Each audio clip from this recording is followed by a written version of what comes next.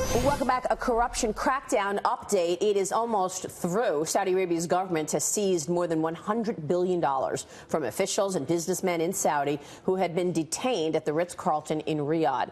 Two of the more than 100 detainees who were released include billionaire Prince Al-Walid bin Talal and Walid Al-Ibrahim. Joining me right now is the new spokesperson for the Royal Embassy in Saudi Arabia, Fatimah Baeshen. Good to see you, Fatimah. Thank you so much for joining us. On behalf of the embassy, thank you very much for having me. Yeah, we're thrilled you're here because we've covered a lot of what's going on in Saudi Arabia. I myself was in Saudi back in October. You say the corruption crackdown is now coming to an end. Yes. Tell us about that. So the anti-corruption proceedings launched in early November, and I think maybe for an American audience it seemingly came out of left field, but the reality is that there was a systematic buildup towards it. So, and it's part of the broader reforms that are taking place in the kingdom right now, as you are well aware of.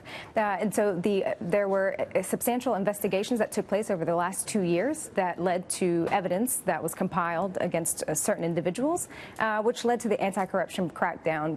But the implications of it are very constructive. So it's really to better facilitate a level playing field for the business environment. And it's a signal that there's a zero-tolerance policy for corruption in the kingdom and to boost investor confidence. The results have already actually been that. So at the end of January, the Minister of Finance at the World Economic Forum highlighted that qualified foreign investments were at a historical high in the kingdom. And so it just levels the playing field and makes it easier for businesses to navigate. This corruption crackdown appears to be a real political victory for the Crown Prince, who I spoke with back in October. And he explained some of the reasons in terms of why he's allowing women to drive, for example, encouraging foreign capital to come into Saudi Arabia, all things that the country hasn't seen in so long. Listen to what he told me back in October.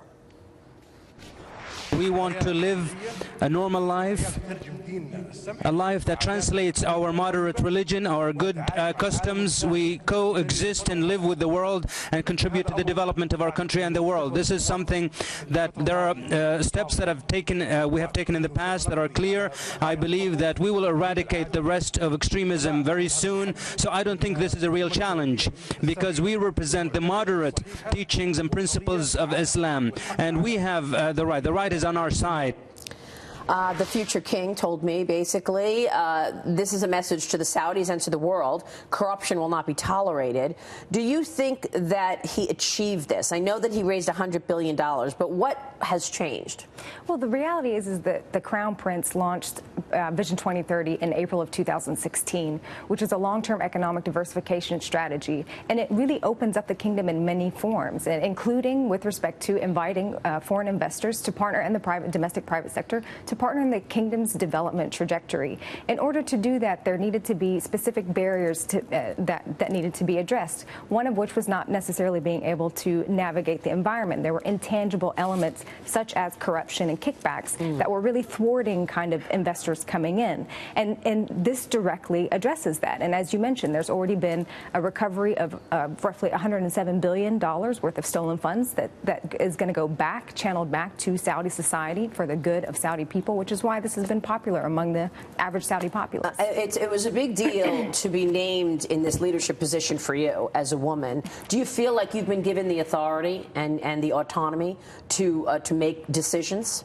The reality is that Vision 2030 levels the playing field. It's not pro any one group, and it facilitates everyone being able to contribute based on their competencies and their interests. And as I mentioned to you just momentarily ago, that someone like me who's not a career diplomat and not of the upper echelons of Saudi society, who's been able just to kind of work my way through, and it really is a testament to the leadership and His Royal Highness Ambassador Prince Khalid bin Salman. When I sat with him, he said to me, "You're not here because you're a woman." So there were a pool of candidates for the position. And I think we've seen Saudi women have been doing amazing things for several decades.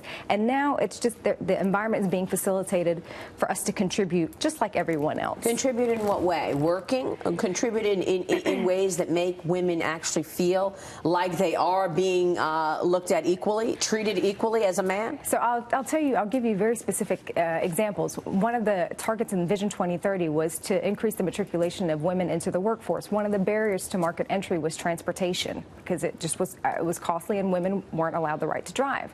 What did the leadership do in order to facilitate achieving this target? It was allowed women to drive.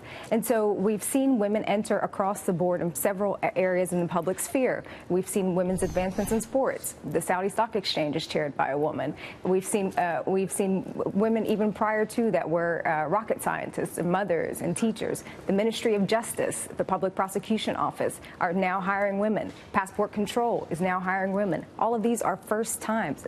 Soccer stadiums are now allowing women to come in. So we've seen incrementally and systematically the increase of women into the public space, which is a positive indication of the overall trajectory of the country. But they still need somebody to be with them, right? I mean, you still have to have a man aiding you or with you when you show up at these things? You're referring to the guardianship system. The guardianship. And the guardianship system, when we talk about women's empowerment, it's really about access, choice, and control. And the kingdom has really facilitated women's access and choice into the public space.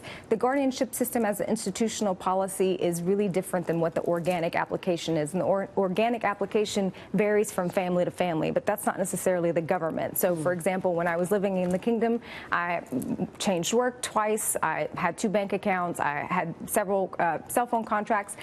I never had a guardianship. I never had a guardian authorize any of this. Okay. Absolutely not. But a Saudi woman sitting next to me may have a different experience. But that's not the leadership. That's not the government. That's more about a family kind of culture. So you see a real change then in terms of treatment of women, in terms of the laws in Saudi Arabia.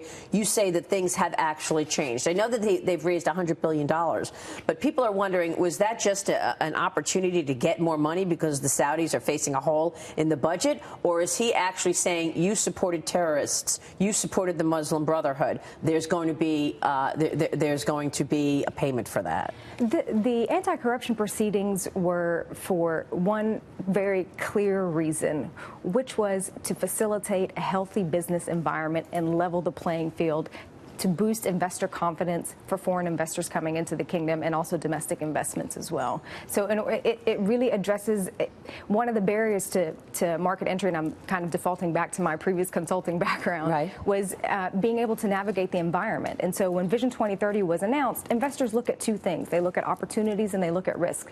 And Vision 2030 laid out the opportunities to invest in manufacturing, sports, housing, entertainment. But there were, and it also allowed for the institutional structure to support this. So there's a new companies law, there's a new listings law, there's a new bankruptcy law coming online. But there was an intangible element within the market that also needed to be addressed, related to kind of kickbacks in certain pockets that were thwarting a healthy business environment, such as SME development. And when you talk about a healthy business, a healthy economy is based on SMEs, and so SMEs couldn't afford the kickbacks, and so it was thwarting this sector. And so, as you know, right after the Future Investment Forum, the kingdom announced its largest budget expenditures for 2018. Right, which is why the Saudi Aramco deal becomes that much more important as well. $261 billion.